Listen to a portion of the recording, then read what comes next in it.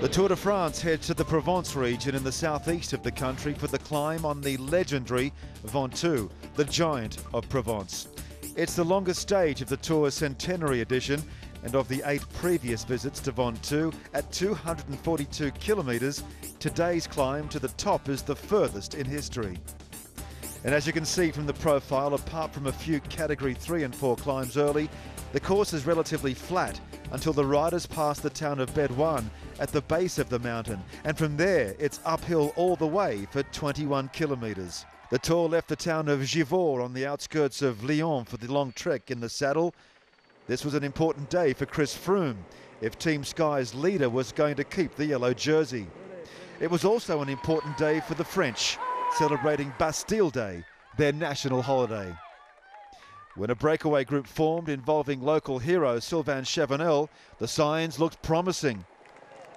Also in the break, Peter Sagan, whose aim was to extend his green jersey advantage.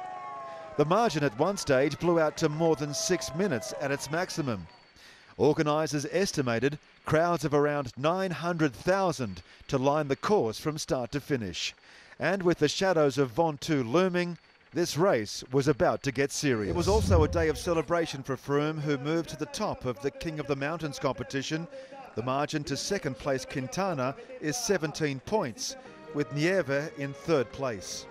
But it's the yellow jersey Froome is chasing, and although there's little change on the general classification, the time gaps have opened up. Quintana was the big improver. He moves up to 6th place, with Rodriguez slotting into 8th. That's what we had to do, and we did it, you know.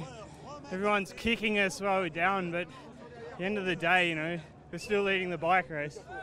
Did you? It must have felt good, mate, as you said, because you guys, you were put under the pump from the media, some of the other teams, and today you stepped up.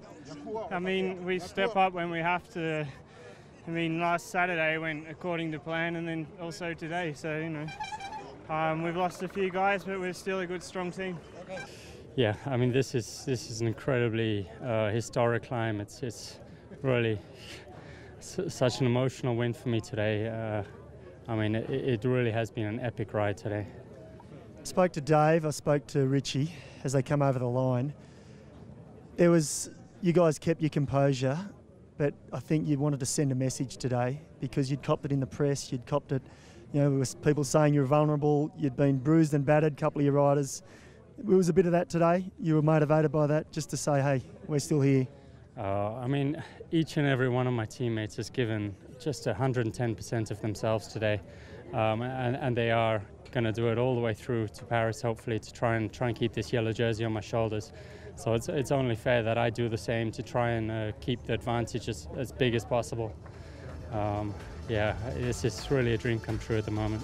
Of the Australians, Michael Rogers capped a brilliant day by moving into 12th overall. Cadel Evans drops to 16th position. Ritchie Porte.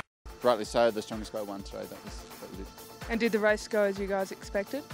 Yeah, I think so, yeah. You know, we knew Sky would try and ride a high tempo coming to the climb, and we also predicted that Quintana would attack, so we got that right. But, you know, they were the strongest guys. That's all there is to it, you know. And with the gaps opening up, it gets harder and harder to close, but we'll try every day, you know, we promise that.